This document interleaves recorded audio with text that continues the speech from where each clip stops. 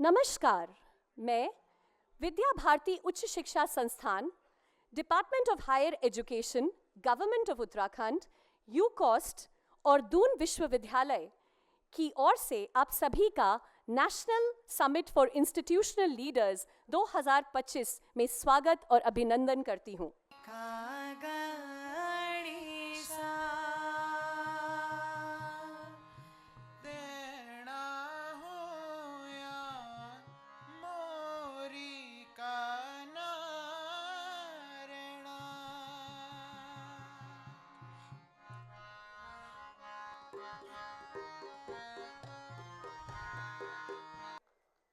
She's one of those very world-renowned scientists we have amongst us today, and we are very fortunate to have her with us. Professor Kailash Chandra Sharma is a name to reckon with in the field of higher education, and he is contributing a lot towards quality education in the country. He deserves a huge round of applause. I now request Dr. Rajkumari Chauhan Bhandari, the General Secretary of Vidya Bharati Uch Shiksha Sansthan, Uttarakhand Prant, to felicitate Honorable Vice Chancellor Ma'am Professor Dr. Surekha Dangwal with a small token of love and gratitude.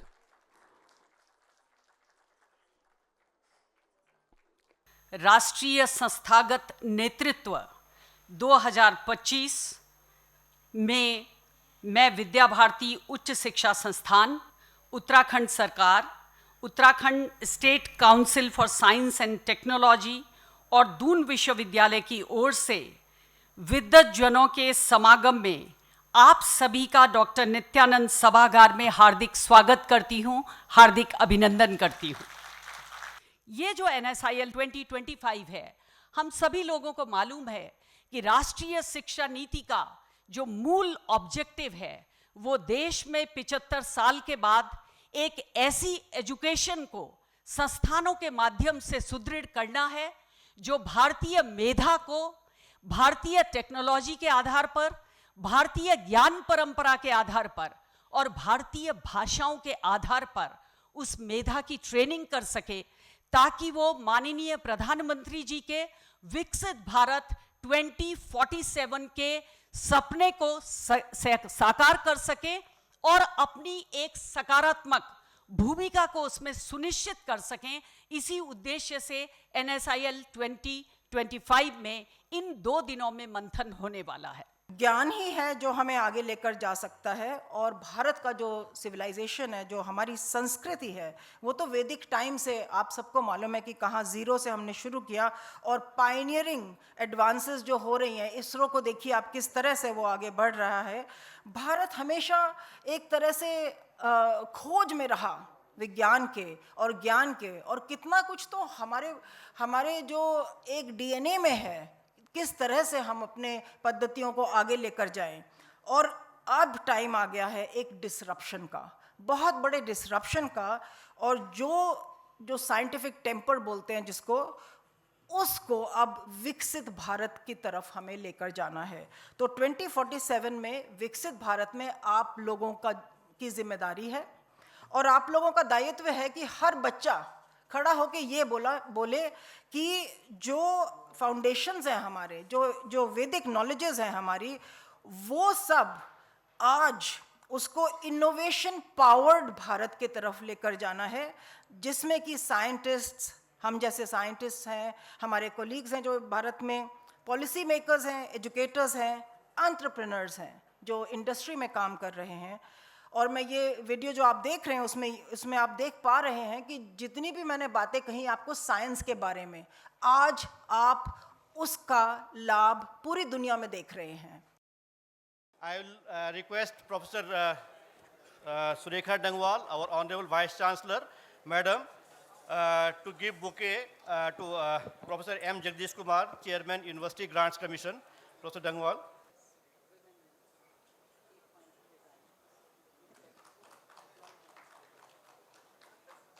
Today, the role of teachers has changed. We have to become mentors. We need to become co-travelers and co-discover things along with them.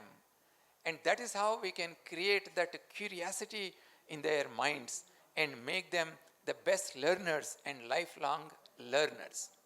Now, in the topic that we have, it is about transforming education to create Vikasit Bharat. Now, let us question ourselves, what is this Vikasit Bharat that we are all talking about? How will it look like? What is that we need to do to realize this Vikasit Bharat? I will give you few seconds, and in your mind, ask a question. What kind of future that you would like to have for yourself as an individual? What kind of future you would like to have? Take 10 seconds.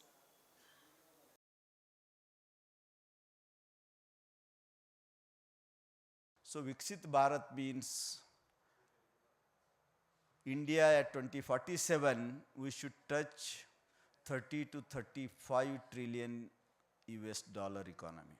It means per capita income has to move from current around 3,000 US dollar to 15,000 US dollar. And if you see the history of India, I'll briefly touch upon, because history, set the direction.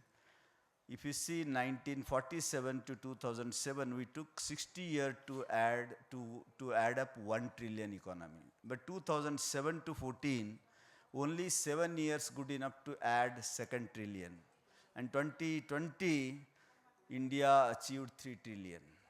And now 2018, when Government of India announced 5 trillion by 27-28, there were many surprises. Many people were thinking it was impossible. However, if you see the 2024, India right there as 4 plus trillion. And IMF has predicted India is going to hit 5 trillion by 27-28. But India is going to achieve that, making IMF estimation wrong 1 year ahead of schedule. And from the last NSIL in Lucknow, where I had an opportunity to interact with a lot of academics, and this NSIL 2025, lot of things have happened in between. And more particularly, last month in January, many things have happened, and we are at the center of all criticisms. And so in that connection, I also feel sorry about it. We were all shocked, and despite so many efforts, and in fact we have 2-3 people connected with the NAC right here. Professor Maitri is in our appeals committee, Madam Sushma Yadav is in the appeals committee, Professor Kailash Sharma is in our appeals committee, and I'm sure some of you are already assessors as part of NAC. So we are taking certain steps now. Although they are not necessarily good steps, but given the situation, then we need to look at how do we send a positive signal to the environment. So that's what we have announced in our website and press releases. Education for holistic development of individual. When we talk of education, we say education is all-round development of the individual. Physical, emotional, social, cognitive, intellectual, mental. तो अगर मैं इसी definition को, अपनी इसी समझ को इस टॉपिक के साथ जोड़ता हूँ, accreditation for holistic institutional development, तो I see it as a positive side of the development of the institution.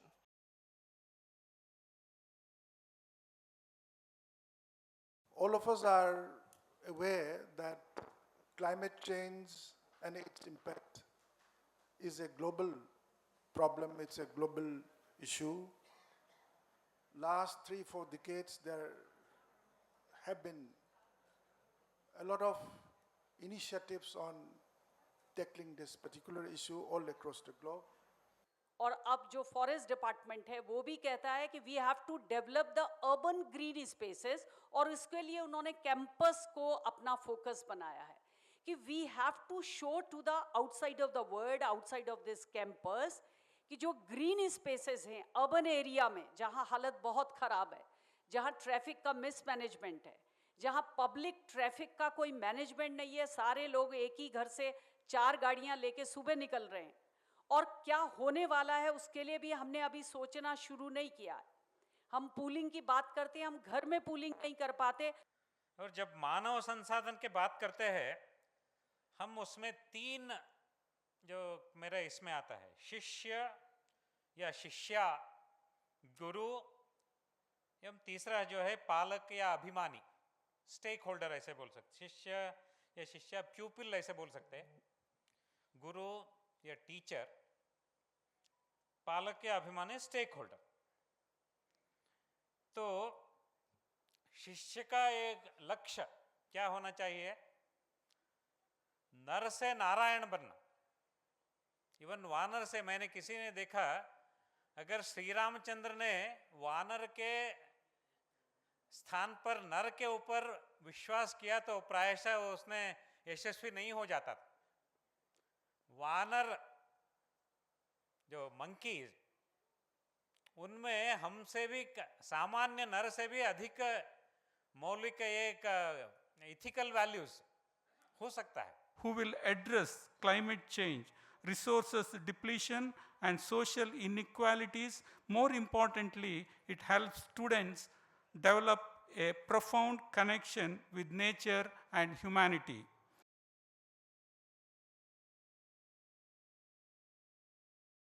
विकसित भारत 2047 मात्र 3 शब्द ही नहीं है। यह भारतवर्ष को चाइना और अमेरिका से आगे ही नहीं, बल्कि पुनः सोने की चिड़िया बनाने की ओर महत्वपूर्ण कदम है, जिसमें भारतवर्ष का प्रत्येक भारतवासी अपना योगदान देकर भारत के गौरव को भविष्य में स्वर्णिम अक्षरों में अंकित करेगा।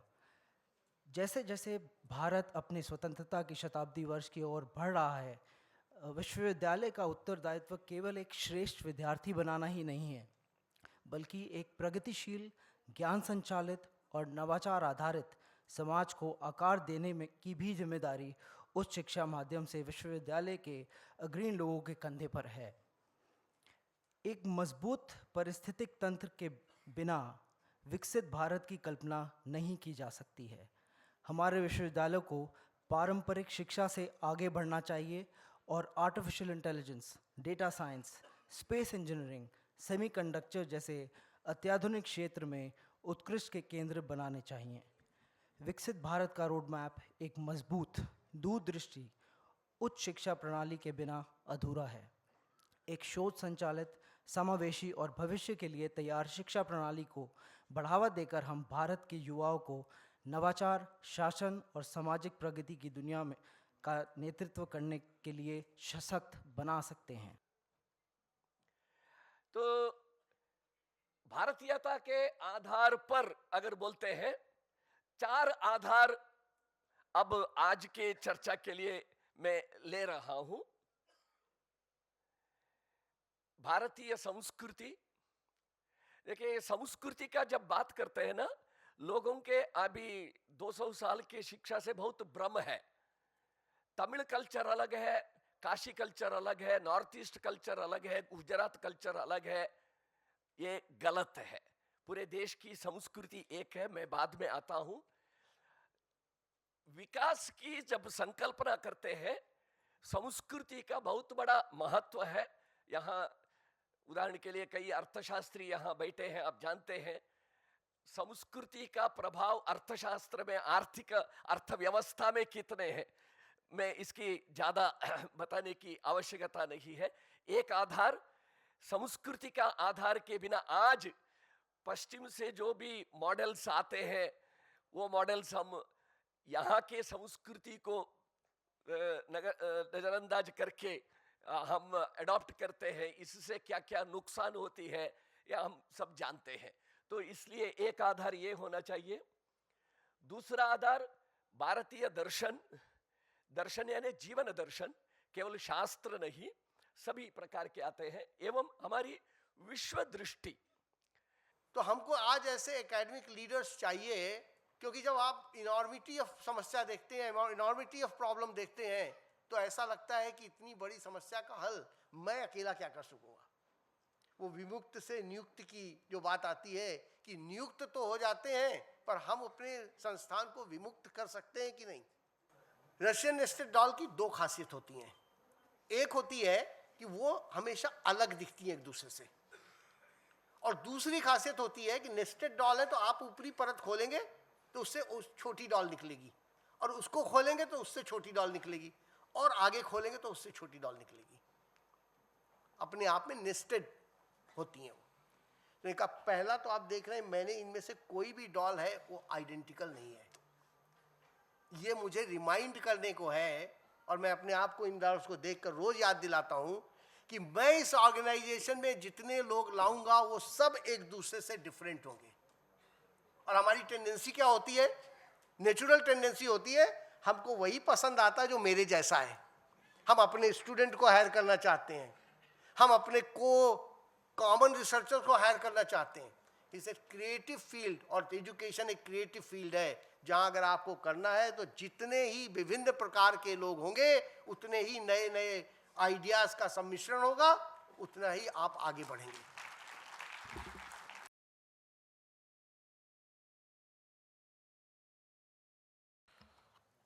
तो ये जो ड्राफ्ट डिक्लेरेशन है जिसको हम देहरादून डिक्लेरेशन बोल रहे हैं, इसका जो थीम है वो अराइज है, aligning research and innovation for society and environment.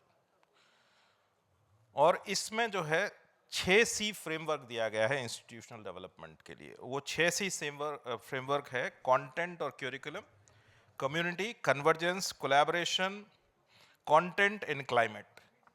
और इससे पहले कि मैं बाकी इन 6 विषयों पर चर्चा करूं, अभी पिछले सत्र में प्रोफेसर भास्कर ने कहा कि हमें 30 बिलियन की इकोनॉमी बनना है। 5 बिलियन हमारे प्रधानमंत्री जी जल्दी से बनाना चाहते हैं, उसके बाद हमें 30 बिलियन बनना है। तो जिम्मेदारी किसकी है? कौन ये आमूलचूल परिवर्तन लेकर के आएगा? तो वो जिम्मेदारी हमारी है, क्योंकि हम सब लोग शिक्षाविद हैं और शिक्षा से ही समृद्धि का रास्ता खुलता है। तो एक मेरा सोचना ये है कि अभी तक हम सिर्फ सरस्वती माँ के पुजारी रहे हैं, लेकिन अब समय आ गया है कि हम सरस्वती माँ के साथ लक्ष्मी माँ की भी पूजा करें।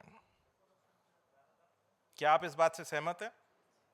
अगर भारत को $30 बिलियन इकोनॉमी बनना है तो सरस्वती और लक्ष्मी दोनों एक पेडेस्टल पर होनी चाहिए।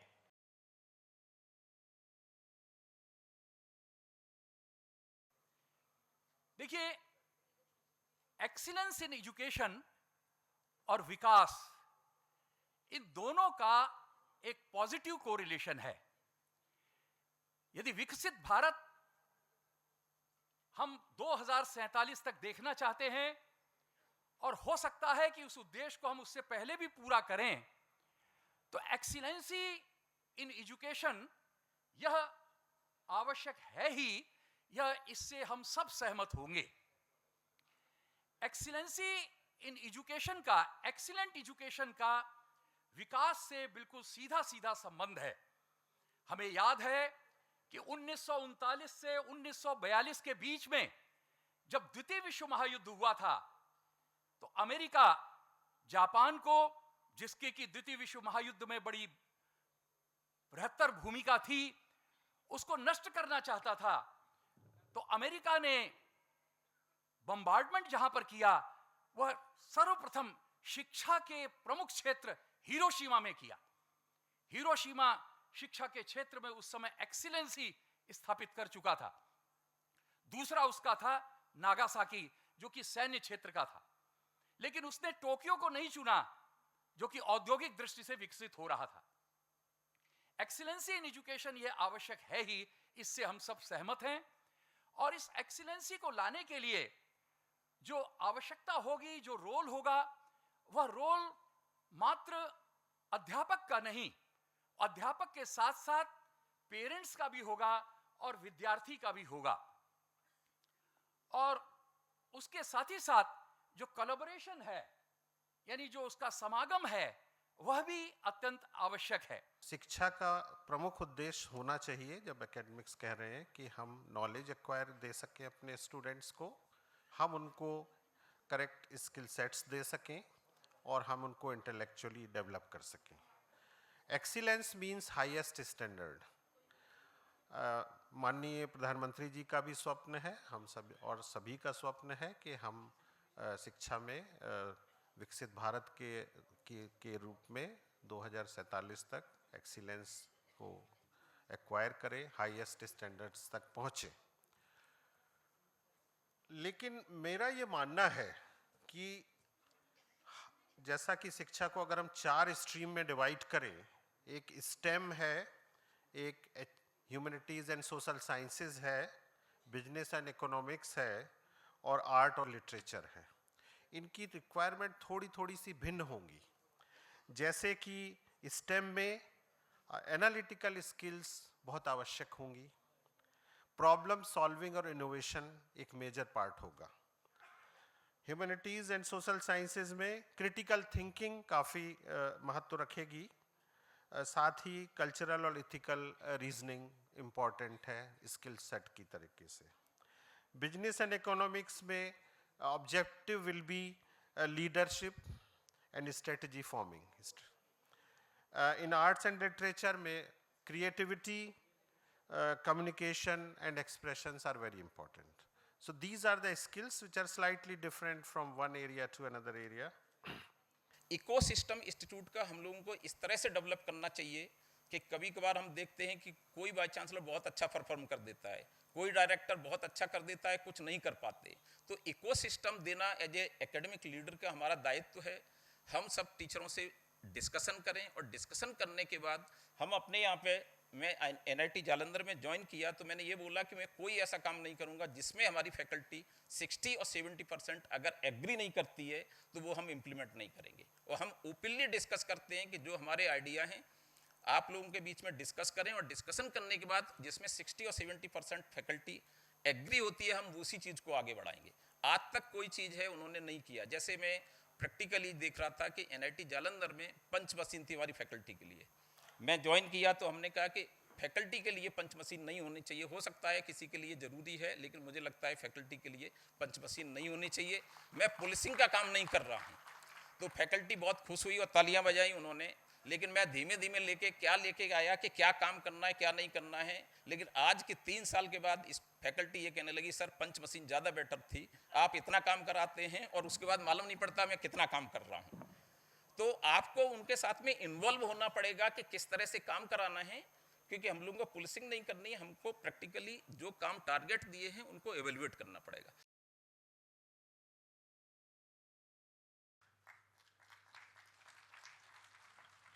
Normally witness a set of thank yous, but I am sure the valedictory session for NSIL 2025 is about a little more. It marks a new beginning of a transformational era in the field of higher education. I am confident that when all the thought-provoking sessions by some of the great minds of India that we witnessed in these 2 days during NSIL 2025 will be put together as a consolidated document named NSIL Doon Declaration, it will mark a new, beautiful beginning in the higher education landscape of India.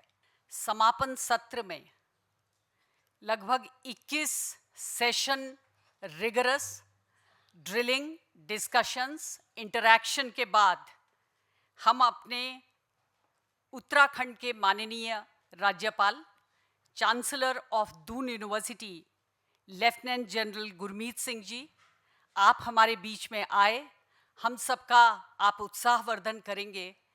इसके लिए मैं दून विश्वविद्यालय, उच्च शिक्षा उत्तराखंड सरकार, UCOST, Vidya Bharati उच्च शिक्षा संस्थान की ओर से आपका हार्दिक स्वागत करती हूँ, हार्दिक अभिनंदन करती हूँ। जब गवर्नर सर को मैंने इस NSIL 25 में विद्या भारती उच्च शिक्षा संस्थान की ओर से आदरणीय KN रघुनंदन जी, राष्ट्रीय संगठन महामंत्री विद्या भारती ने ये कहा था कि वो ये चाहते हैं कि आदरणीय गवर्नर सर इसके समापन समारोह में देश के कोने कोने से आए विद्वानों के बीच में अपनी बात को रखें। और मैंने आपसे ये निवेदन किया था तो आपने with in a second ADC साहब को बुला के इस कार्यक्रम के लिए अपनी सहमति दे दी थी। और आपने अपनी सहमति तब भी दी जब ये प्रोग्राम 2 और 3 मार्च को शेड्यूल था, और आपने अपनी सहमति तब भी दी जब आपके लिए आज ये प्रोग्राम शेड्यूल था। इसके लिए आपका बहुत बहुत आभार, बहुत बहुत अभिनंदन। आदरणीय गवर्नर सर को मैं थोड़ी सी बात कह के, क्योंकि ये वेलकम एड्रेस है, जितने भी कुलपति यहाँ पर आए हैं सर, ये लिटररी, ये कोई स्लोगन नहीं है कि कश्मीर से कन्याकुमारी तक, अटक से कटक तक प्रत्येक प्रांत का कुलपति और कोई ना कोई रिप्रेजेंटेटिव हमारे बीच में मौजूद है। नॉर्थ ईस्ट के मणिपुर से, आसाम से, त्रिपुरा से, मेघालय से, गुजरात से, महाराष्ट्र से, आंध्र प्रदेश से, तेलंगाना से, तमिलनाडु से, केरल से, उड़ीसा से, बिहार से और लगभग झारखंड से, छत्तीसगढ़ से, सारे राज्यों के प्रतिनिधि हमारे बीच में आए हैं। ऐसे सभी माननीय कुलपति जो उत्तराखंड विश्वविद्यालय से हैं और पूरे देश के कोने कोने से हैं, ऐसे अपने सभी गणमान्य कुलपति गणों का मैं यहाँ पर हार्दिक अभिनंदन करती हूँ, हार्दिक स्वागत करती हूँ। हमारे बीच में एनआईटी के डायरेक्टर्स हैं, आईआईएम के डायरेक्टर्स हैं, आईआईटीज के डायरेक्टर्स हैं, आइजर के डायरेक्टर्स हैं और अनेक ऐसी रेगुलेटरी बॉडीज हैं, आईसीएसएसआर है, एआईसीटीई हैं, और कल हमारे बीच में नैक के डायरेक्टर मौजूद थे। कल हमारे बीच में यूजीसी के चेयरमैन प्रोफेसर जगदीश जी थे। ऐसे अनेक प्रतिष्ठित संस्थानों से आए हुए हमारे प्रतिनिधि यहाँ पर मौजूद हैं। हम समापन सत्र तक सब लोग एक सहयात्री की तरह NSIL 2025 को सफल करने में एकजुट थे। आप सभी का मैं हृदय की गहराइयों से आभार भी प्रकट करती हूँ और अभिनंदन भी करना चाहती हूँ। पूरा विश्व भारत की ओर इस नज़र से देख रहा है कि हर समस्या का समाधान हमसे ही मांगा जाएगा। और मैं कई बार ये बता चुकी हूँ कि विश्व ने बार बार अपने साहित्य के माध्यम से कहा है कि समाधान की एक ही धरती है और उस धरती का नाम है भारत।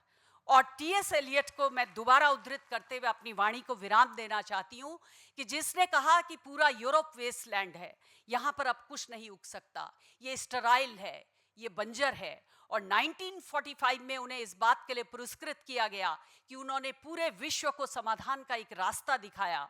और आप लोगों को ये जानकर हर्ष होगा कि 1925 में लिखी उनकी इस अमर कृति द वेस्टलैंड में, जो उनका आखिरी कैंटो है जिसको समाधान कैंटो बताते हैं, उसमें वो प्रजापति और उनके शिष्यों की कहानी के माध्यम से बृहदारण्यका उपनिषद की श्लोक के माध्यम से कहते हैं कि 3 ही डा हमको मोक्ष दे सकते हैं। पहला डा दत्ता, कि टू गिव, देना सीखें, फिलैंथ्रोपी करें, कम्युनिटी इंगेजमेंट करें, जिसकी चर्चा आज लगभग हर वाइस चांसलर करते हैं। हमको देना सीखना चाहिए, और देना कैसा है ये बृहदारण्यका उपनिषद आपको रास्ता बता रहा है। दूसरा डा दया, और दया में to compassionate, we have to be compassionate for others, for our fellow creatures, not only for the human being, बल्कि एक चींटी से लेकर, एक मूषक से लेकर एक बड़े व्यक्ति तक हमको अपने को दया का भाव रखना चाहिए। और आखिरी डा उन्होंने समझाया दम्यते, टू कंट्रोल। और अनुशासन क्या होता है ये भारतीय संस्कृति से सीखना चाहिए, जहां 60,000 साल भागीरथ की तपस्या गंगा को इस धरती पर लाती है अपने पुरखों के मोक्ष के लिए, जहां पर 14 साल का राम को वनवास मिल जाता है और वो ऊह तक नहीं करते, अपना राजपाट छोड़ के चल निकलते हैं। ऐसी दम्यते की संस्कृति भारत में है। और ये जानकर आपको हर्ष होगा कि I want to conclude with the line what T.S. Eliot concluded the Wasteland in 1925, got the Nobel Prize for this particular poetry, and the last line is समाधान एक ही जगह है और वो है शांति, शांति, शांति।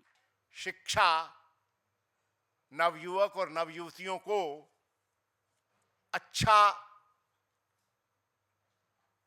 अपरा ज्ञान का मतलब है worldly knowledge, the knowledge that equips the youth to become a meaningful economic agent, to become employable. It is no less important, it is very important और इसलिए हमारे यहाँ भी ये कहा गया है कि वर्ल्ड में कहीं भी नोबल थॉट्स अगर हैं तो वो हम तक आएं। और हमारे यहाँ ऋग्वेद संहिता में ये उल्लिखित है, आनो भद्रा कृतवो यंतु विश्वते, let noble thoughts come to us from all corners. 2 दिवसीय ये हमारा समिट, इसका समापन हो रहा है और इस समिट में देश भर के कुल 894 सहभागी प्रतिभागी डेलीगेट्स हुए हैं। इसमें उत्तराखंड के 464, 67 और अदर स्टेट्स के 427। इसमें इंस्टीट्यूशनल रिप्रेजेंटेशन 269 था और इंडिविजुअल रिप्रेजेंटेशन 625 था। इस समिट में देश भर से 112, जिसमें से 75 वाइस चांसलर्स, डायरेक्टर और 37 रिसोर्स पर्सन्स ऐसे इस समिट में उपस्थित हुए और इस टोटल संख्या में 52 ऐसे डेलीगेट्स थे जो ऑन स्पॉट रजिस्ट्रेशन जिन्होंने करवाया था। ये समिट क्यों आयोजित हो रहे हैं, मूल उद्देश्य क्या है, संक्षेप में कुछ विषय हमारे सामने आया है। 2 दिन से हमने चर्चा की है। विद्या भारती उच्च शिक्षा संस्थान देश के ऐसे समृद्ध जो संस्थान हैं उनके साथ मिलकर के ये समिट आयोजित कर रही है। मूल इसका यह है कि भारत की शिक्षा व्यवस्था में परिवर्तन हो, ट्रांसफॉर्मेशन हो। जो शिक्षा व्यवस्था भारत के दिशा से भटक गई थी, भटका दिया गया था, उस शिक्षा व्यवस्था को वापस भारत केंद्रित बना करके लाया जाए। हमने यह भी संकल्प किया है कि will walk towards double digit trillion economy. 11 से आकर 5 में 4 की तरफ मूव कर रहे हैं और 1-2 साल के बाद में 3 और एक न एक दिन नंबर 1 में जाना पक्का है। ताली नहीं मारेंगे? ये तभी होगा जब आप ताली मारेंगे, उसकी गूंज होगी, हम निश्चय करेंगे, संकल्प करेंगे। कभी आपने सोचा है कि आप एकेडमिक क्षेत्र के हैं? हम कहते हैं लर्न, LEARN, L को हटा देंगे तो लर्न में असली बात है अर्न। अगर लर्न से आप अर्न नहीं कर सकते हैं तो लर्न का कोई फायदा नहीं है। बहुत खुशी है कि पूरे परिवार ने 2020 में न्यू एजुकेशन पॉलिसी, जिसका सिद्धांतिक रीडायरेक्शन किया है कि हमको STEM, science, technology, engineering, mathematics, skill,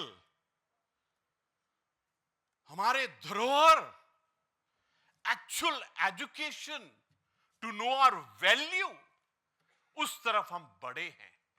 पहली बार अंदर आत्मा से, राष्ट्र की आत्मा से आवाज आई है कि अपनी धरोहर, अपनी जड़ों, अपनी सभ्यता, अपनी संस्कृति, जो आपके भंडार के अंदर में वेद, पुराण, उपनिषद हैं, जो आपके गुरुओं ने कहा, जो चाणक्य ने कहा, जो विवेकानंद जी ने कहा, जो शंकराचार्य जी ने कहा, जो हमारे समाज सुधारक हैं, जो उन्होंने कहा है, वो हमारा भंडार है विद्या, ज्ञान और रियलाइजेशन का। उसके साथ कैसे जुड़े?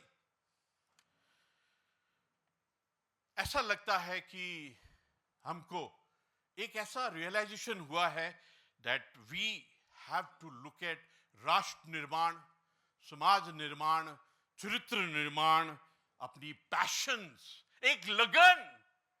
कभी कभी ऐसा लगता है जैसे कहते हैं, मीरा हो गई मगन लागी ऐसी लगन। वो लगन के साथ में कि आपको अपने कार्य के अंदर में प्रभु दिखाई देता है, जो भी कर रहे हैं आपकी पैशन के अंदर में। I think we have to reinvent ourselves with the old DNA, और डीएनए हम सब में है। जो इस परिवार का हिस्सा है उसके अंदर में विवेकानंद जी का डीएनए है। आप मिलिए तो सही अपने आप अंदर में। जोर से ताली बजाइए। मुझे बहुत खुशी है कि इन 2 दिनों में आपने अपने आप से सवाल किए हैं। ये माननीय शिक्षा मंत्री जी कह रहे थे कि यूजीसी से 57 सवाल किए हैं। ये जो 22 सत्र किए हैं, ये एक्चुअली एकेडमिशियंस और एकेडमिक वर्ल्ड के लीडर्स का, इंस्टीट्यूशन लीडर्स का रोल क्या होना चाहिए, लीडरशिप रोल क्या होना चाहिए, उस मार्ग के ऊपर में आपने ये सवाल किए हैं। और मुझे बहुत खुशी है कि आपने एक समाधान, एक संकल्प, एक निश्चय, ये जो आपने संकल्प पत्र, देहरादून घोषणा पत्र बनाया है, it will be of no value अगर आप अपने पर्सनालिटी को, अपने कमिटमेंट, डेडिकेशन, इंटीग्रिटी, लॉयल्टी के साथ नहीं जोड़ेंगे। It will be of no use. तो मैं तो आपसे रिक्वेस्ट करूंगा कि जैसे गुरु गोविंद सिंह जी ने बोला है, निश्चय कर अपनी जीत करो। There should be accountability of what the 6 C's that you have talked about. Yes, he truly deserves a standing ovation from all of us.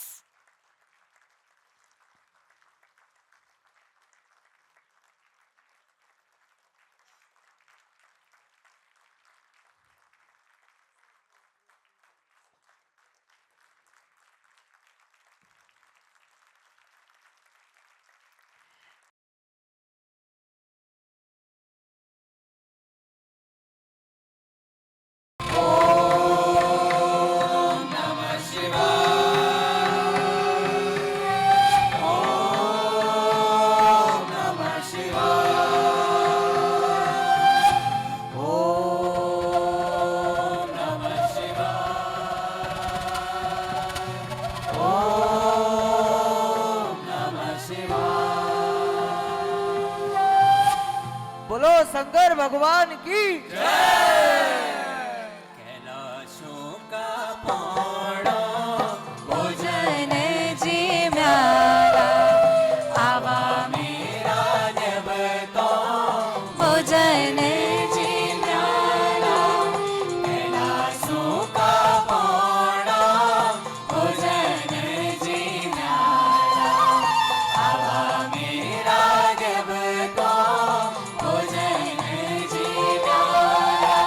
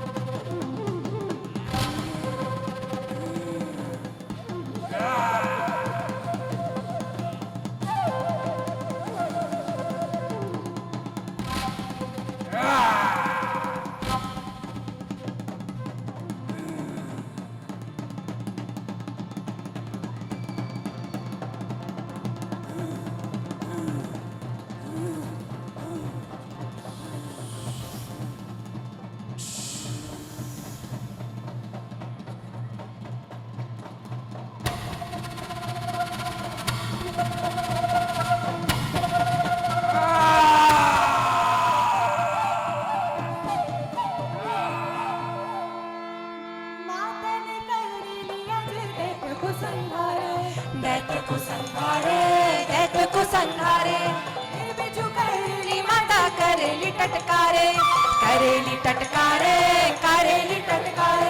तुक जन दे तुका हड़का तोड़िल्या हड़का तोड़िल्या हड़का तोड़िल्या मोड़ जन दे तुका रोमा छोड़ी गया रोमा छोड़ी गया रोमा छोड़ी गया रोमा छोड़ी गया रोमा छोड़ी गया रोमा छोड़ी गया रोमा छोड़ी गया.